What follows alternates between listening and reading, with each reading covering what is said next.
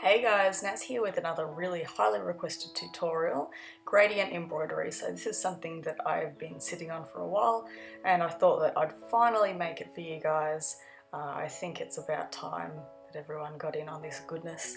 So here are 4 of the 5 methods I'm going to be showing you today, and all of these 4 here do not use any special embroidery software. So I wanted to make this tutorial so that anyone could do this technique, and regardless of your materials, your software, what you have access to, I think everyone is going to be able to use one of these methods to do beautiful gradient embroidery. So the first thing we're going to do is I'm going to show you quickly how I would do gradient embroidery, or how I used to do it in my embroidery software. Now this is something that you are welcome to skip. I will put a little timestamp of where you can skip to if you want to skip this section. Essentially, it doesn't give the best result. This is just how I started doing gradient embroidery in quotation marks when I very first started to do it. This is not how I would recommend to do it. I would not suggest doing gradient embroidery in your software at all. I don't think it gives very good results. At least the results that I got from my software were not fantastic. You can use them if you want to, but really after you see these 4 other methods, you're not really going to want to be bothered, because this is much trickier and gives a inferior result compared to the other techniques that I'm going to show you. So I've opened my software here. I use the Banana Embroidery Software Suite. Version 6, so it's a little bit outdated now, but I assume that it's fairly similar to what is out currently. Now, when you're doing gradient embroidery, you need to do at least 5 different thread colours. You have to have as many thread colours in that gradient as possible, because if you only have sort of, for example, here we're doing a yellow to orange gradient. If you only have 1 yellow and 1 orange, don't even bother trying to do this. You need several colours sort of ramping up between those. So the minimum I would recommend is 5, including the base colour, but really, you know, I'm just showing you guys this for the sake of it, just in case you're curious. So I'm going to be creating a gradient in this circle here. So I'm going to remove the underlay on all of these circles. So I've made, duplicated the circle and made 1 in each colour that the gradient is going to be. So the one on the very left, this is going to be our base.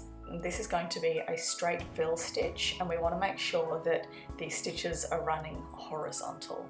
This is really important because our gradient is going to use horizontal fill stitches, at least the way it does in my software, and that's how it's going to create that gradient. It's going to make the fill stitch dense at the top and slowly less dense as it goes down.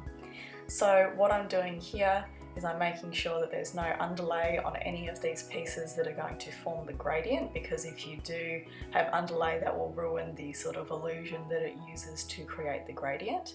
So we're not touching the first one, it's the other 4 that we're making sure there's no underlay.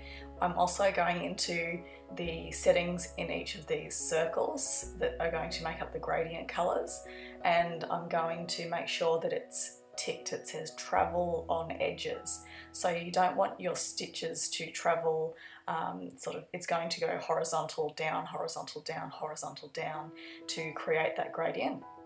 And you want to make sure that there's no lines running vertical, because that's going to ruin, again, that sort of illusion of a gradient. So what I'm doing here is I'm just chopping off part of the circle on each of the circles that I've made. Ignore this step, it's just a little quirk in this software. For some reason it only wants to make gradients that go left to right, and for some reason if you chop off part of what you've applied the gradient feature to, it then lets the gradient run up and down. I don't know why. It's not really a well-tuned piece or a feature of the software. So I'm just going into each of them and I'm clicking the special effects, clicking gradient fill, clicking the ramp, so it's ramping from dense horizontal straight stitch to bigger gaps in the horizontal straight stitch down the bottom. So as it goes down, it gets less dense with those horizontal lines. So after I've applied that gradient feature to each of my separate pieces, excluding our base colour that's the circle on the left, because that stays a regular fill stitch. You can see on my preview on the right it's actually got the gradient going upside down, so it's loose at the top and dense down the bottom, and I'll just fix that later by rotating this and making the, rotating the circle when it's finished. So now what I'm going to do is I'm going to make each portion of the gradient, each increment colour of the gradient, I'm going to start chopping them incrementally. So our second circle from the left, which is sort of that warmer yellow, we're going to just take the bottom off that, and then we're going to take progressively more and more chunks out of each one. So you are essentially going to have less of the darker colours, so each colour is going to take up less of the circle percentage wise. So you're going to have, say, the warm yellow that's second from the left taking up 75%, then 50% for the next yellow, then 25% for the next, and then maybe 10% for the next one. It's really just eyeballing it, working out how dense you want your gradient. This software in particular will reapply the gradient effect no matter how you crop or edit these sort of semi-circle portions.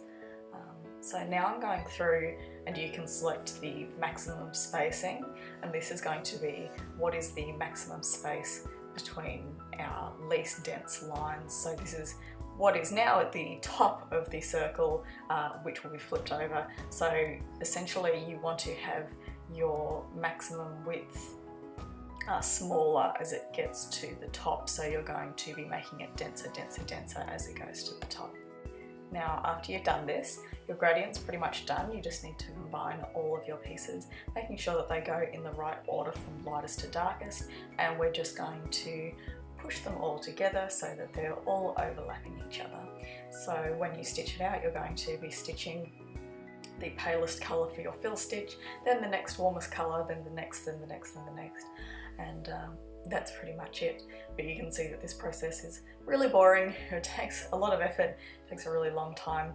I don't even know if other softwares can do it. You might have a similar or even a different function to do gradient embroidery, but this is just how I used to do it before I worked out the other methods that I'm going to show you.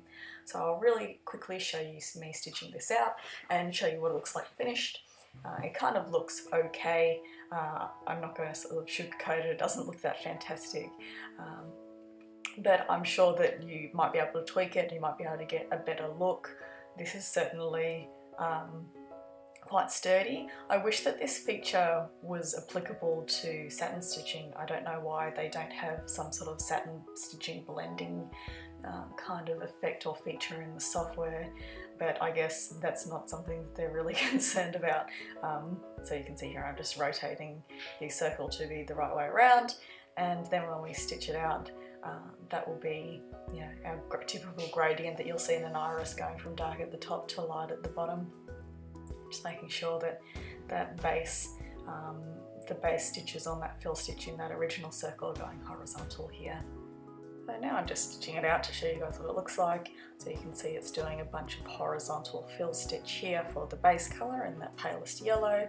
Then I'll put into my machine the next colour in our gradient, so that's slightly warmer yellow, and it's going to continue to do those horizontal fill stitches, being more dense at the bottom, less dense at the top. You can kind of see it here, and we're just overlaying each of those colours on top of each other. You can see that it's still quite blocky. This is the first method that I found out how to do gradient embroidery, at least in the software. It kind of doesn't look too bad towards the top. If you had things breaking it up like your iris and your eye shines, it might look a little bit better, but yeah, it's still a little bit blocky, and that's not really my favourite method. So now we're going on to the 4 different recommended methods that I've done gradient embroidery with, at least recently. So I'm just going to stitch out 4 different eyes. I thought I'd quickly show you those stitching out. So for example, I'm just going to show you guys on pony eyes, but pretty much this is going to be the same process for any kind of eye. If you just use common sense and apply, the different things that I'm going to show you if you want gradients in different portions of the eye. So I'm stitching out the eye whites here. I'm trying to stitch out what are the things, the pale colours that I don't want any gradient embroidery on. So usually you're only going to want to put gradients in the iris of the eye. You can put it in separate pieces. I'm just going to show you how to do it on the iris, but the technique is exactly the same. So I'm going to be stitching out the eye whites, and then once that's done, I'm going to be peeling away the tearaway stabilizer that I use to do my whites with. It makes the whites brighter when you're stitching those down, so I use that instead of using this. This is a wash away stabilizer, so it's kind of like a plasticky film kind of texture. So I'm putting that down between the whites of the eye that I don't want any gradients to get on, and the colour that I do want to get gradients on. So in this case it's sort of like a yellowy, orangey, golden kind of colour. Now I don't just use one piece of the wash away stabilizer, I use at least two, because this is going to be your barrier between doing your gradient embroidery and any threads that you don't want the gradient embroidery to get on. So you want to use at least two. I would recommend that you use probably 3 to 4 when you're just starting out, because you really want to avoid having any sort of spillover onto your whites. You're not going to be able to clean your whites if you get any of this onto them. One thing that I like to do is, if I'm not going to have any other gradients other than what's going to be on that iris, I like to go ahead and also stitch out my blacks, because that's usually the last step that I do when I'm stitching out my eyes. I like to do this because the methods that we're going to use next typically won't affect black, because we're using inks for the most part, so you can usually stitch out the blacks as well, and then your embroidery is finished. You don't have to worry about rehooping, though you can do these techniques.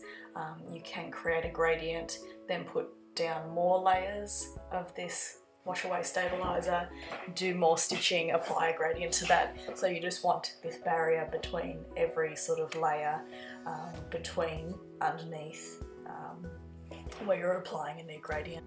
Now you might think it would be smarter to use a tearaway stabilizer between these layers, because it sounds sort of strange to be using a wash away when we're going to be using liquids to create the gradient. But I find that if you use the tearaway, it kind of acts like tissue paper, and it sort of absorbs the inks into it, and then that can encourage it to transfer those inks through down to the lower layers. So I find that this wash away, if you don't apply thick layers of moisture to it, it actually repels the moisture a little bit, kind of like plastic. I haven't tried heat removable stabilizer as a replacement, but that's something that you could maybe try. I just like using this wash away variety because it's what I've found works, and I've bought a whole roll of it. I really like this stuff. So I've just taped away the other eyes that I don't want to get anything else on, because we're going to be using different methods on them. The first method I'm going to be showing you for gradients is using sort of markers.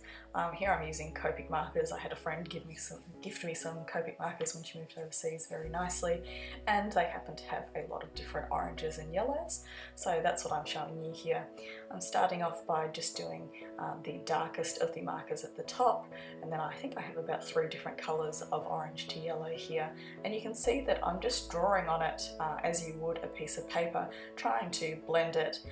You could buy a blender marker. I think Copic have markers with a liquid in it specifically for blending, but personally here I'm just sort of blending as if I'm doing a drawing, and it gives quite a good result. I like using this on very small eyes because you have a lot of control.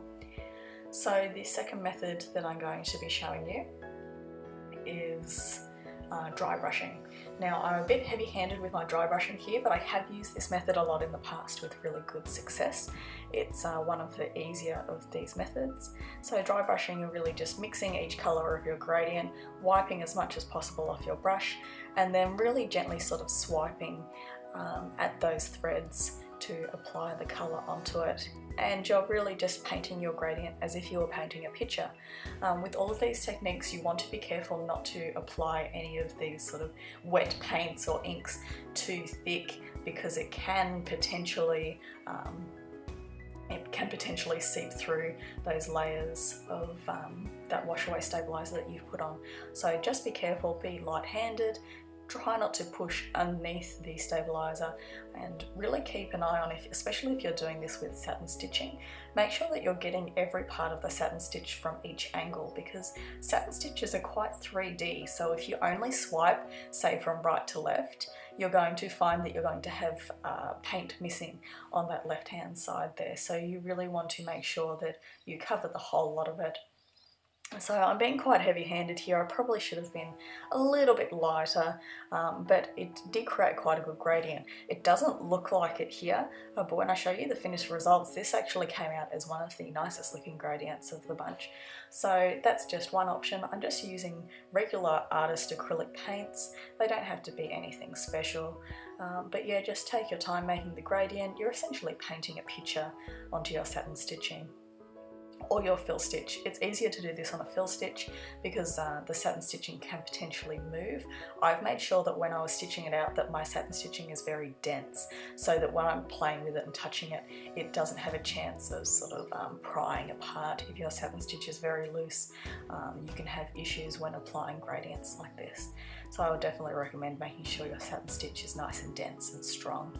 Once you've finished any of these techniques and you've left it to dry overnight, I would definitely recommend adding some fray stopper if you're doing this on satin stitching. You don't want any of this satin stitching to shift by accident, because you can sort of leave gaps in your gradient and that will just completely ruin the very neat gradient that you've just created. So now I'll cover up the next, I'll reveal the next eye, and we're going to be doing a similar method that I really like. And it's also using acrylic paints. So instead of doing dry brushing, this is going to be a wet blending method. So instead of using a very dry brush, we're going to use a very wet brush. You want to be making your paint sort of like the consistency of milk. I have it a little bit too dry here. I think I make it a little bit more damp here. That looks a little bit better. But essentially you're doing the same method as before, but your colours are wet rather than dry. So by doing this, you can more actively blend them while they're wet, which is really nice. Don't be afraid to use your finger to sort of blend the colours and really push your brush in there to wet blend those colours of the gradient. So you can see here, you can really nicely blend the gradient. One thing I'll note that when you see the finished gradient for this one, it was not as clean as I would have liked it to be. I think it was my fault for sort of not drying as I went. I should have been drying the gradient to sort of see how well it was blending, rather than thinking, okay, that yellow looks darker, whereas it might have actually just been wet making it look darker. But this sort of gives a more natural eye, so your eyes are going to have sort of striations and variations between them. So I really like this method if you're painting a realistic eye, or an eye that has sort of natural little colour variations in it. But you can see that we really quickly created a very nice gradient here with the wet blending. With any of these, if your paint ever looks like it's getting too wet, immediately grab a hairdryer, have a hairdryer on hand at all times, and just start drying it that way. I always have one with me while I'm doing these techniques. You really don't want any moisture to be getting onto that wash away stabilizer and sort of eating through it and seeping through to your whites, because then you have to start again, which is not very fun.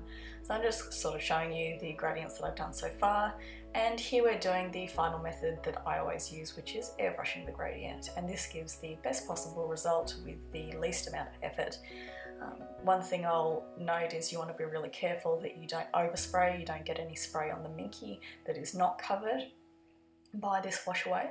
So here I'm just doing an example, I'm sort of just playing around, but if I was doing this on an actual plush, I would be taping up all those exposed minky edges. So you can see here I'm just using Createx airbrush ink, and I'm just misting very, very fine layers on that satin stitch. You really want to be careful that you don't go too heavy, because this is probably the easiest way to get pools of liquid onto that wash away and have it seep through. So you really want to make sure you have lots of layers of that wash away, and you're just doing very fine mists of colour, one layer at a time, drying thoroughly with your hairdryer, applying another layer, and keep going until you've got the depth of colour that you really want. You have to really make sure that you dry this between every single step, and very fine layers. But you can really get flawless results with this. Again, making sure that you airbrush from each angle if you're doing a satin stitch, because it does have that 3D nature. So here we have all of our gradients, and this is the best part. After everything is really thoroughly dry, you get to peel away all those layers of wash away. Now I like to peel away one layer at a time. I find that you can, if you try and rip them off all at once, it can potentially pull out stitches and damage it a little bit. So I like to just do one layer at a time, peeling off the large sections by hand. So you can see that we didn't really get any overspray anywhere, which is always nice to see. I'm just peeling it away, revealing the large whites of the eyes. Now the trickier part is to peel away those eye shines, and I would recommend getting a pair of little strong tweezers for this. I use these, I just got them from the chemist, and I use them all the time with embroidery. They're really great for grabbing little things like threads, or like here, peeling up little bits of stabilizer. Again, try to do one layer at a time. If you rip a whole bunch out at once, you can potentially damage the stitches around it. You really don't want to accidentally push any of those satin stitches around too much and get a gap, because once that happens, you pretty much ruined your gradient and you're not going to be able to get it back to being perfect unless you do some really clever masking and sort of re-airbrush and hope that you don't get any on those whites of the eye. So here we have each of the gradients that we've done so far. I was a little bit sloppy with the one on the top right. I should have been more careful not to get any on the black, but you could go over that in either more paint or a marker. Or I could have just washed it with, you know, a little wet brush or something to get that paint off the black. But you can see the different results that we've got from each of these methods. I really like all of them. I personally use all of these methods myself, depending on what situation I am doing it in, the size of the embroidery and the effect that I'm going for. So here's a failed bit of gradient embroidery, and you can see what happens when you apply too much moisture and it seeps underneath that protective barrier of the wash away stabilizer. You get sort of like little leakages onto the white part, and you really can't get rid of these. So that's just a warning of what can happen if you apply too thick layers or too wet layers of whatever paint or ink you happen to be using. Now I'm just going through here and I'm just ironing each of these pieces to make sure that they are really super dry, and heat setting the inks that require heat setting. So the Copic and the airbrush ink both really benefit from being heat set with a very hot iron.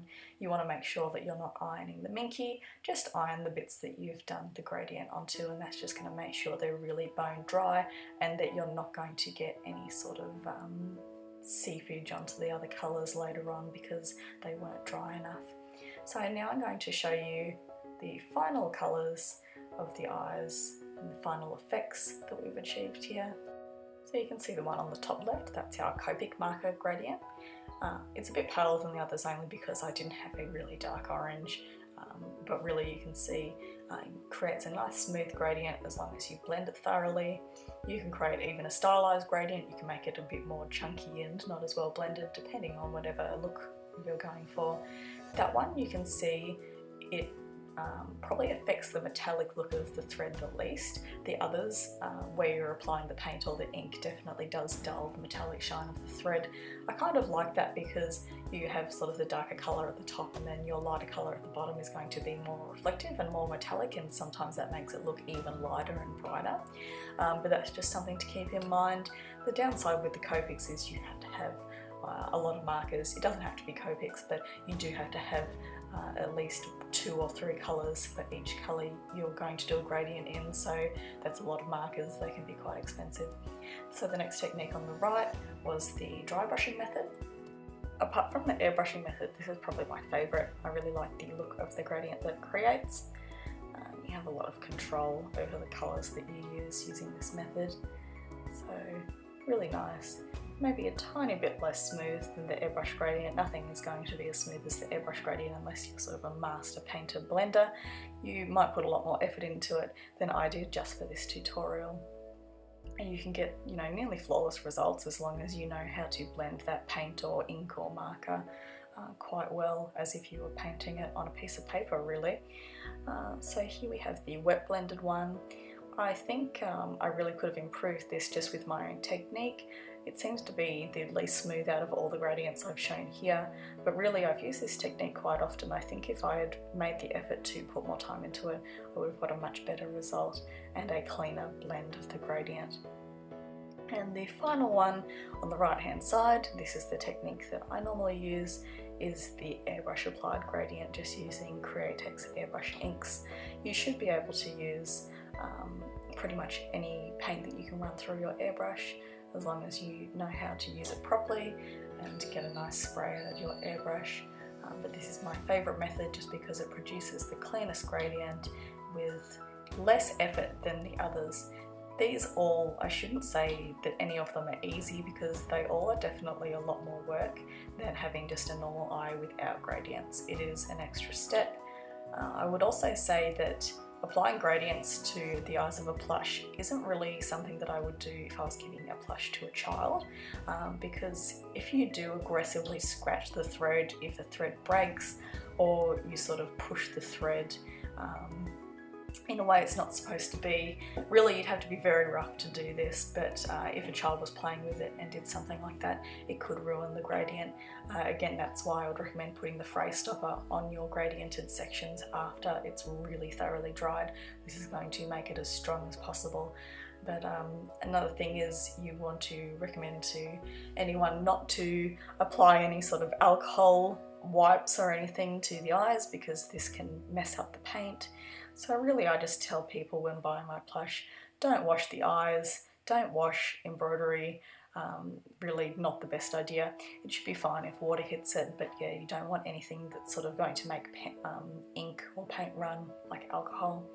But I hope you guys found this useful. I really wanted to share different ways to make gradient embroidery and sort of not restrict anyone by budget. So as long as you can get a paintbrush, some acrylic paint, or even some markers, whatever's cheapest for you, or whatever you have access to. If you already have an airbrush, this is a fantastic use for it.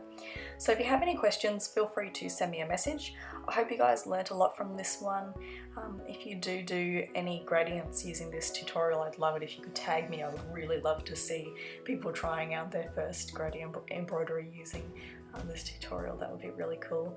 But anyway, I hope you learned a lot, and I'll see you in the next one. Bye!